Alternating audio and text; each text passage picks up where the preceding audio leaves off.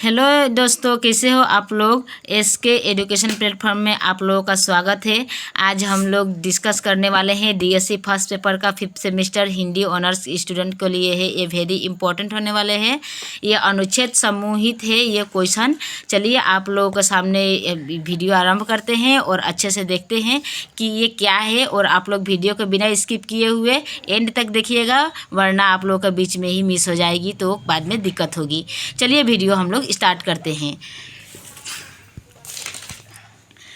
ये रहा आप लोगों का क्वेश्चन। भारतीय संविधान में हिंदी की स्थिति लिखिए। आंसर, भारतीय संविधान। मैं आप लोगों को पढ़कर सुना देती हूँ ताकि आप लोगों के स्पेलिंग में कोई मिस्टेक ना हो और आप लोगों को कोई असुविधा ना हो। भारतीय संविधान का भाग 17 हिंदी के पक्ष में लिखा गया है। संविधान के अनुच्छेद 343(1) के अनुसार हिंदी संघ की राजभाषा है कि यह प्रतिष्ठा हिंदी के 26 जनवरी 1950 में ही प्राप्त हो गई। अनुच्छेद 346 के आधार पर यह भी व्यवस्था की गई कि संघ की राजभाषा होने के कारण हिंदी संघ तथा विभिन्न राज्यों के पारस्परिक संपर्क एवं पत्र व्यवहार को भी भाषा के रूप में मान्य होगी।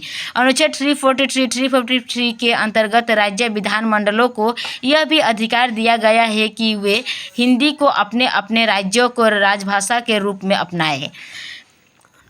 अनुच्छेद 351 के अंतर्गत हिंदी भाषा के प्रचार और विकास का दायित्व संघ को सौंपा गया। अनुच्छेद 343 से लेकर 351 तक संविधान में अनुच्छेद 343 से 351 तक राजभाषा से संबंध है।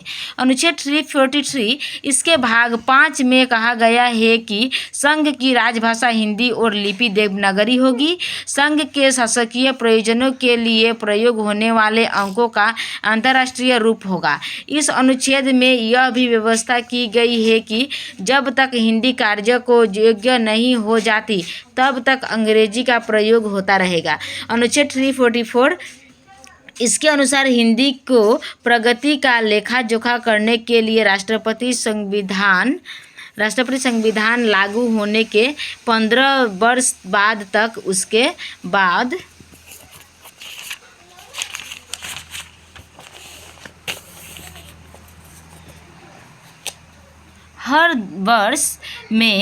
हर 10 वर्ष में एक आयोग का गठन करेगा। यह आयोग राष्ट्रपति को हिंदी के प्रयोग के बारे में अपने सिफारिश प्रस्तुत करेगा। आयोग यह देखेगा कि किस प्रकार राजभाषा हिंदी के प्रयोग को बढ़ाया जा सकता है। अनुच्छेद 345 यह अनुच्छेद राज्यों को भाषाओं से संबंधित है। इसके अनुसार यह व्यवस्था की गई है कि यदि कोई राज्य 15 वर्ष के अंदर अपने कोई भाषा अंगीकार कर लेता है तो वह लागू हो जाएगी, अन्यथा उसे हिंदी भाषा का प्रयोग करना होगा। अनुच्छेद 346 यह इस बात से संबंधित है कि विभिन्न राज्य परस्पर किस भाषा का प्रयोग करेंगे। इस धारा के अनुसार राज्यों को परस्पर यह निर्णय करना है कि वह आपस में किस भाषा का प्रयोग करेंगे। निर्णय न होने की स्थिति में हिंदी का व्यवहार करना होगा। अनुच्छेद 347 इसके अनुसार यह व्यवस्था की गई है कि यदि किसी राज्य की जनसंख्या को पर्याप्त लोग अपने द्वारा बोली जाने वाली भाषा को राज्य द्वारा मान्यता दिए जाने की मांग करते हैं तब राष्ट्रपति ऐसी अनुमति दे सकता है। अनुच्छेद 348 इस उच्चतम और उच्च न्यायालयों के भाषा के संबंधित है। इसमें व्यवस्था की गई है कि उच्चतम न्यायालय की भाषा तब तक अंग्रेजी होगी जब तक कि हिंदी उसका पूर्ण स्थान नहीं ले लेती। अनुच्छेद 349 इसके अनुसार परिस्थितियों को देखते हुए समय समय पर राष्ट्रपति की पूर्ण संपत्ति से संसद राजभाषा के संबंध में अधिनियम बना सकती है।